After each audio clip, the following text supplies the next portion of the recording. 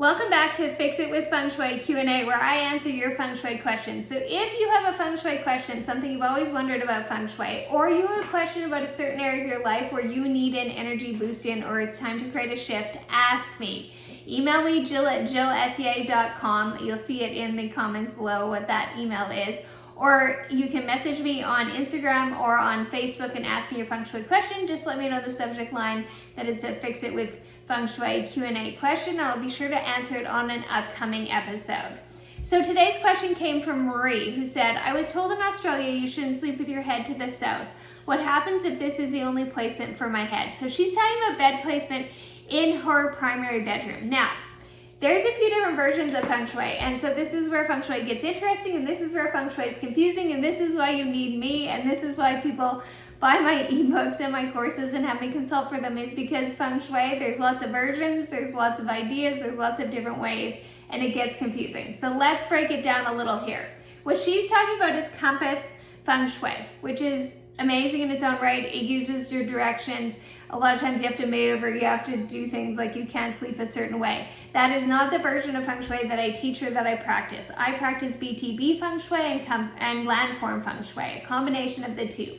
BTB is a more modern version of Feng Shui where there's always a cure for everything, as you're going to see in this next little bit, which makes it easier to implement in your home. We also lay the Bagua map based on your front door or the door into a room in your home, depending on what we're getting the energy flowing in. So it is a version of Feng Shui that's more modern, that's easier to implement, it's quicker to do, and it creates a great energy shift too. So when we're looking at your primary bedroom, there are a few things that we're gonna do from a Feng Shui perspective in everybody's bedroom. And the first thing is to look at the position of the bed and say, what is the strongest wall in the room that has a clear view of the door? And the strongest wall in the room is one without windows. So if it's possible, you place your bed on this wall because it's the strongest position, which promotes the best rest and relaxation, which is what your room is about. If you do not have a wall without windows, which has happened in my current home as well, then what we do is we will place it on the wall with a clear view of the door. And then behind the head of the bed, behind the headboard, which we'll talk about in a second, you're gonna add the color red, which red is all about power and strength. So it strengthens the position of the bed because there's that window in the wall, okay? So I like to add just a piece of poster board. Super simple way to do it, very inexpensive. I tape it behind, or I place it behind the headboard. The next thing you always want to do with regards to a bed is you want to have a headboard. It adds to the strength, stability, and security while you're sleeping. And the more that you rest and sleep and nourish your body by resting and sleeping, what happens? You have more energy to create more what do you want the next day. So you want to make sure that you have a headboard on your bed as well, preferably in wood or like a fabric covered headboard. When we have metal headboards, what happens is that's very yang energy, it's very busy energy, so it doesn't promote a restful sleep, it doesn't promote relaxation. So change that out if you can, or if you can't, or you just love your headboard, then what you need to do is you need to add some fire energy around your bed. So add a couple candles to the bedside table. You could add red behind the headboard as well in this case, because the color red and the element of fire, what they do is they melt metal. So basically they're like counteracting the metal energy. And that's why this version of Feng Shui is so great that I teach and that I consult and that I share with you, is because there's always a solution, right? So we definitely want to have a headboard of some kind, preferably in wood or fabric. If you have a metal headboard and you don't want to switch it out, add some fire energy just to negate that busy energy that comes from the metal headboard. So we were taking a look and saying we want